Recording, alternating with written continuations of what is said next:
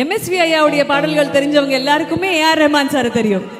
ஆனா ஏஆர் ரஹ்மான் சாருடைய பாடல்கள் மட்டும் தெரிந்தவர்களுக்கு மீண்டும் எம்எஸ்வி ஐயா பாடல்களை அவங்களுடைய பிளேலிஸ்ட்ல ரூல் பண்ண வச்சவர்.